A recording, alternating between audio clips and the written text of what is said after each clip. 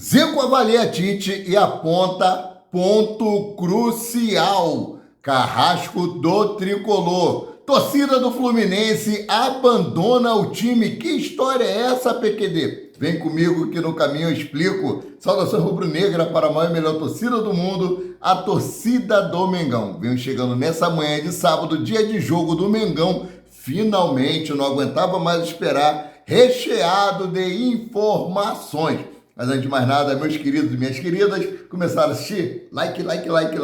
Não é inscrito, se inscreva, não nos seguem, passe a nos seguir. E continuem compartilhando o nosso conteúdo, vocês têm nos ajudado muito, sou muito grato a vocês por tudo, por esse apoio imenso que vocês têm nos dado. Vamos falar mais essa manhã sobre o jogo do Flamengo e Fluminense, que acontece às 21 horas no Maracanã, jogo de volta aí do Campeonato Carioca, as semifinais. O Flamengo precisa passar e passar bem, apesar que pode perder por 2 gols de diferença, mas eu não quero isso de jeito nenhum. Não sei se alguém aí é da minha época e assistiu o filme Pulp Fiction, Tempo de Violência, com Uma Thurman, John Travolta, Samuel L. Jackson, tinha também o Bruce Willis que está passando por um problema complicadíssimo aí. E no trecho do filme tem um policial que vira para o cara e fala o seguinte: maltrata eles, Ed. Alguém lembra disso aí? É o que o Flamengo vai fazer com o Fluminense hoje. Vai maltratar os flores. Respeita aí minha amiga Célia Regina Ferreira de Freitas, Alan Mendes, meu primo Valdec, meu falecido pai que é tricolor também. Mas é tudo brincadeira, tudo na zoação. Nós somos de uma geração que sabemos muito bem levar isso de uma maneira bem tranquila e bem suave, né? Então, maltrata ele, Flamengo. Então, vamos lá. Flamengo e Fluminense. Nação esgota ingressos. É isso aí. A nação rubro-negra esgotou. Não tem ingresso. Você é flamenguista aí que quer assistir o jogo do Flamengo, tem alguns flamenguistas aí querendo comprar ingressos do setor do Fluminense, né? Pode causar tumulto, pode causar problema. Eu aconselho a não fazer isso. Mas a diretoria do Flamengo poderia tomar a seguinte iniciativa: isolar aquela área ali, onde vai ficar os torcedores do Fluminense, os poucos torcedores do Fluminense, né? E vender esses ingressos, aí sim, para a torcida rubro-negra. Porque, olha só, última parcial aponta para mais de 44 mil ingressos vendidos de maneira antecipada. Ah, mas PQD, para o jogo do Vasco da Gama já tem 60 mil, 61 mil. Isso aqui são torcedores do Flamengo, setores do Flamengo. A torcida do Fluminense vergonhosamente abandonou seu time. Se foi vendido a uns 4 ou 5 mil ingressos, dos que foram destinados, por mais de 20 mil destinados para a torcida do Fluminense, é muito. Eles estão se cagando de medo do Fluminense ser eliminado hoje para o Flamengo, que deve ser igual aconteceu na Copa do Brasil. Ah, nós ganhamos ele no Campeonato Carioca do ano passado, mas tiramos eles de uma competição muito mais importante, que foi a Copa do Brasil. Perdemos? O São Paulo? Perdemos. Bem feito. Perdeu para Dorival Júnior, que foi aí execrado pela diretoria do Flamengo, né? Então, seguindo aqui, como o mando de campo do segundo jogo é do Flamengo, o clube iniciou as vendas dos ingressos de maneira exclusiva para sócios torcedores, antes de abrir para o público geral. Em poucos dias, a nação rubro-negra mostrou sua força e esgotou todos os setores disponíveis. Setor norte, localizado atrás do gol, que é exclusivo para a torcida do Flamengo, teve seus ingressos esgotados em poucas horas. Os setores leste superior, leste inferior, oeste inferior e Maracanã mais, que são setores mistos, também não estão mais disponíveis. Sendo assim, restam ingressos apenas para a torcida do Fluminense. Cara, Maracanã mais, para sócio torcedor, se eu não me engano, está 200 birimbau. Para público geral, 600 conto. Recebe ali um petiscozinho, um cachorro quente e tal. Se eu fosse pro Maracanã mais, eu ia comer igual um bicho, só para valer os 600 conto. Além do espetáculo, né? Porque, cara, 600 conto. Meu Deus do céu. Com os 44 mil ingressos vendidos e 100 setores disponíveis para a torcida do Flamengo, chega-se à conclusão de que a torcida do Fluminense adquiriu pouquíssimos ingressos para o setor. Precisando vencer por 3 gols de diferença para se classificar, os tricolores parecem ter desistido de ir ao estádio mais uma vez. Eu sei, escuridão já vi pior. Rapaz, a única torcida, não é porque eu sou flamenguista não, que não abandona o seu time é igual Rexona, é o Flamengo. O Flamengo no ano passado estava uma draga, estava ruim da gente assistir o jogo pela televisão, que sai para o estádio. Aí o que acontece? Todos os jogos do Flamengo, recorde de bilheteria, recorde de público. Não abandonaram. O outro time aí, no ano passado, perdeu para o Flamengo no Carioca. O time abandonou o time no começo do segundo tempo. E agora na Copa do Brasil também estava perdendo para o Souza, acho que era o Souza, não lembro direito. O time, antes de chegar nos pênaltis, já estava abandonando também o time. Alguém me corrige aí que eu não lembro contra quem eles jogaram, não, também não importa. O que importa é o vexame da torcida indo embora, antes dos pênaltis, abandonando o time. Nós, rubro-negros, não abandonamos. Somos igual soldado na guerra. Ninguém pode ficar para trás. É isso aí. Fluminense vai precisar ir quebrar um histórico positivo de Tite para avançar a final. Para perder a vaga na final do torneio estadual, o Flamengo aí terá que ser derrotado por 3 ou mais gols de diferença. Contudo, essa aqui é muito boa. O técnico Tite tem apenas 16 derrotas. Pô, 16 derrotas, isso tudo em 806 jogos no século com essa quantidade de gols sofridos. Olha só, Tite tem 806 jogos. Desses 806 jogos, ele perdeu apenas 16 jogos com um placar de 3 gols ou mais. Olha só, no Campeonato Carioca de 2024, o Flamengo sofreu apenas um gol nos 12 confrontos disputados. Contudo, para eliminar o mais querido, o Fluminense terá que furar o bloqueio defensivo rubro-negro. Por outro lado, a equipe comandada por Fernando Diniz vai precisar superar o histórico de Tite, isso porque nos 806 jogos do Gaúcho, no século, contando aí clubes e seleção brasileira, o treinador perdeu apenas 16 embates por 3 gols de diferença. De acordo com o site O Gol, Tite perdeu apenas 16 jogos por 3 gols de diferença em todo o século, o que representa aí 0,01% do total de confrontos. Rapaz, é uma média excepcional, uma média muito boa que o Tite, né? O Tite é o cara que usa muito aquela técnica militar, né? A melhor defesa é o ataque. O Flamengo começa a defender lá com seus atacantes. Eu vou falar sobre isso mais daqui a pouco. O técnico Tite aí deve manter o mesmo time para o clássico diante do Fluminense, porque o treinador não deve fazer mudanças em relação ao primeiro embate, né? Conforme apurações aí, né, que eu fiz, o técnico Tite deve mandar o Flamengo a campo da seguinte forma: Rossi, Guilherme Varela, Fabrício Bruno, Léo Pereira, Ayrton Lucas, Eric Pulgar, Nicolas de la Cruz, Jorge de Arrascaeta, Luiz Araújo, Everton Cebolinha e Pedro Guilherme. Sistema defensivo impecável, é aquilo que eu estava falando anteriormente, né? O Flamengo de Tite não sofre gols no Campeonato Carioca. É o único tento sofrido pelo mais querido no torneio estadual, ocorreu sob o comando de Mário Jorge, 1-1 contra o Nova Iguaçu, né? Com um time alternativo. Sendo assim, nos 11 embates na competição, o sistema defensivo saiu ileso. No primeiro confronto diante do Fluminense, o Mengão não sofreu chutes a gol e o goleiro Agostinho Rossi não precisou trabalhar. Cara, ele fez uma presepada ali, até postei na minha página Azulzinha Maurício Paula Santos, chutaram a bola para cima, lá na arquibancada, e ele pulou, rolou no chão, fez o rolamento, né, do judô, rapaz, para poder sujar o uniforme.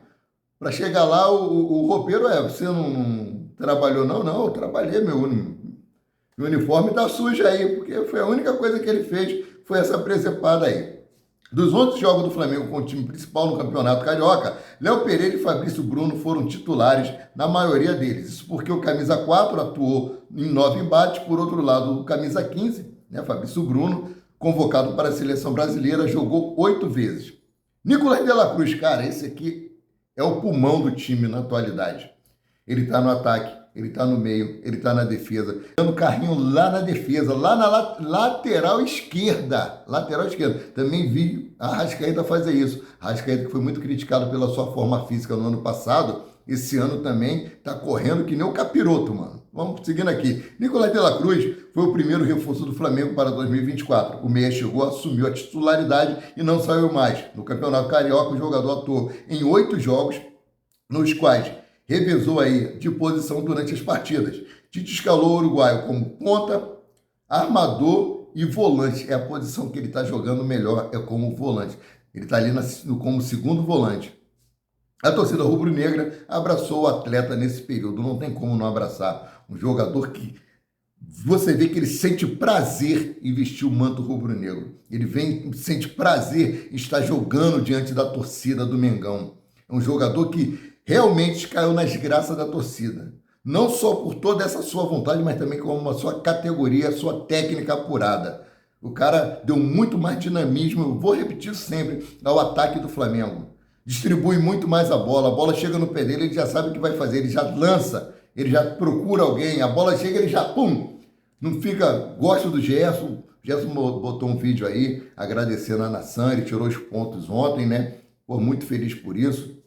O Adílio também aí, teve alta do hospital da cirurgia que ele fez, está em recuperação. Os dois camisa 8 do Flamengo com problema, né? Mas todos eles estão bem no momento. Então, assim, o Gerson segurava muita bola, atrapalhava muita jogada, porque às vezes o atacante ficava no impedimento. Porque no lance que ele pegava a bola, o atacante partia, ele parava, pensava, driblava.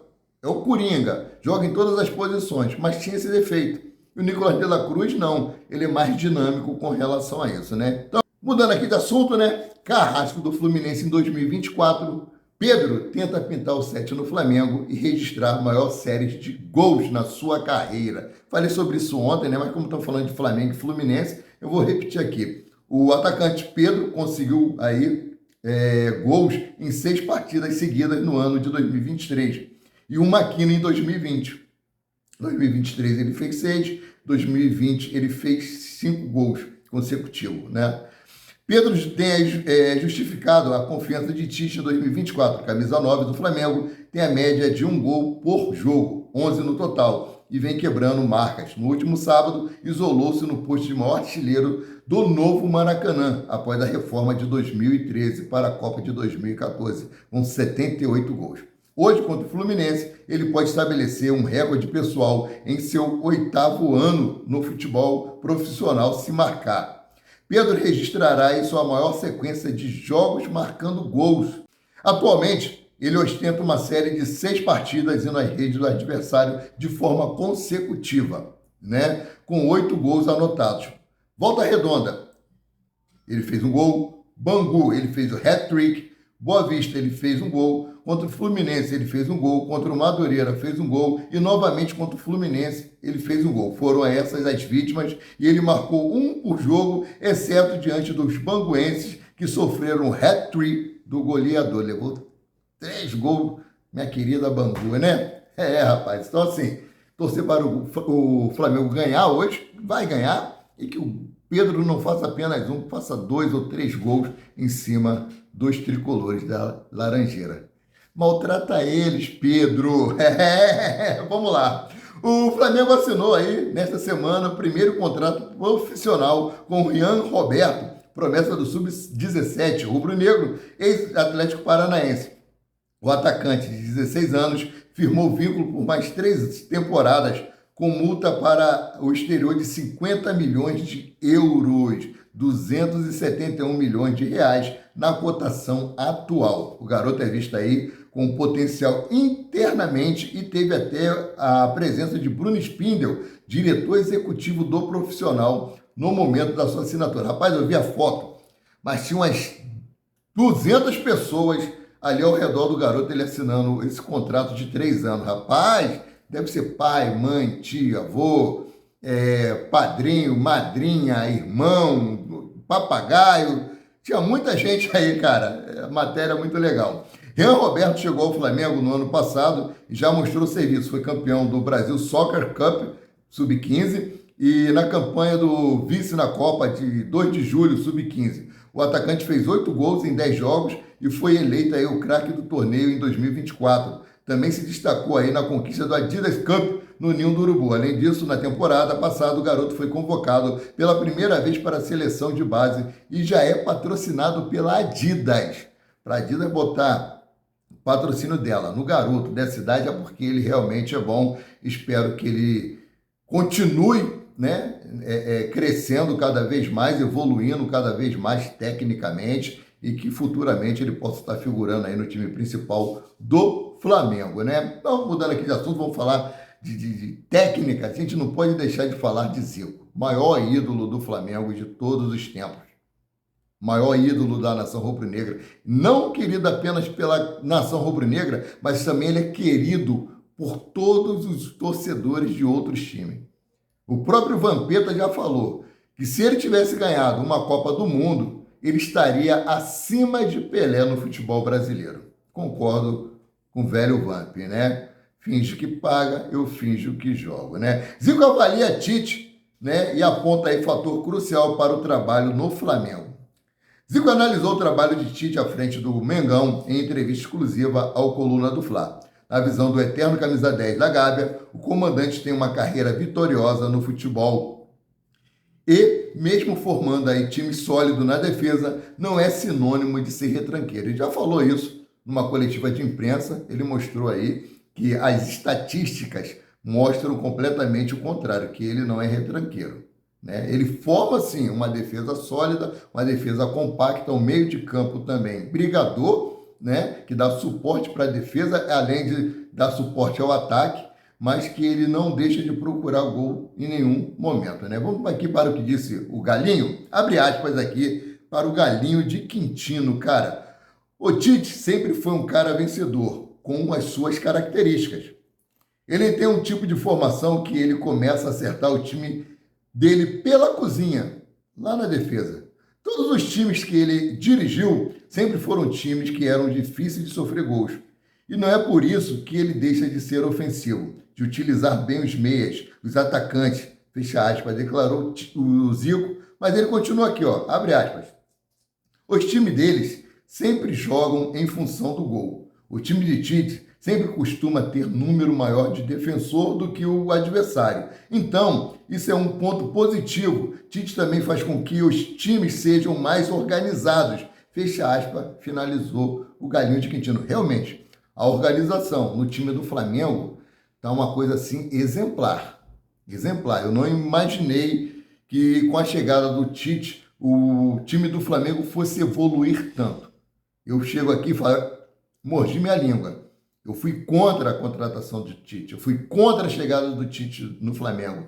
Muitos torcedores, igual a mim também, falavam que Tite não tinha o DNA do Flamengo, Tite não combinava com o Flamengo, Tite não tinha a cara do Flamengo. Ele tem mostrado o contrário. Ah, mas PQD é campeonato carioca. Campeonato carioca. Taça Guanabara está servindo aí como laboratório para preparar o time para as grandes competições que vão vir aí. Copa do Brasil, Libertadores da América, Campeonato Brasileiro. Então, nós já temos uma base de como o time vai jogar. E tem essa também de como o time vai jogar. Dependendo do time, o Tite ele faz algumas movimentações para poder confundir o time adversário, né? E por falar aí em Campeonato Carioca, Copa do Brasil, Libertadores, o Léo Ortiz, né, tem uma cláusula aí de produtividade que se o Flamengo for campeão, o Flamengo teria que pagar R$500 mil aí ao Red Bull Bragantino, correto?